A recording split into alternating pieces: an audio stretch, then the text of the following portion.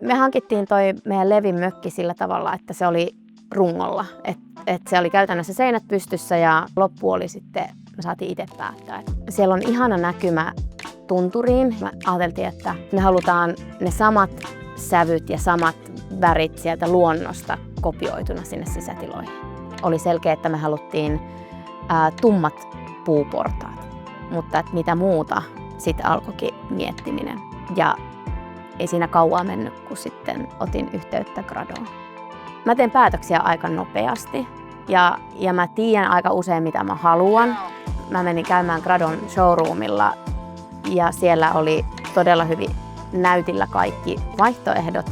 Se on ikään kuin menee vaan sille toi. Ja sit mä oon silleen, että joo, näillä mennään. Tälleen valmiina portaat näyttää vielä paremmalta kuin mitä mä ikinä osasin kuvitellakaan. Se epäsuora valo, mikä niissä askelmissa on, niin se valaisee niin kauniisti. Askelmat on tosi pehmeät ja niistä ei kuulu mitään natinaa ja se flow on vaan tosi hyvä. Kun sä rakennat jotain, niin siellä on tiettyjä elementtejä, mitkä sit on ja pysyy siellä, kun ne kerran sinne paikoille laitetaan.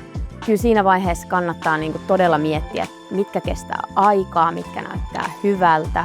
Siihen kannattaa panostaa, että sulla on ne portaat, jotka näyttää vielä 30 vuodenkin päästä hyvältä.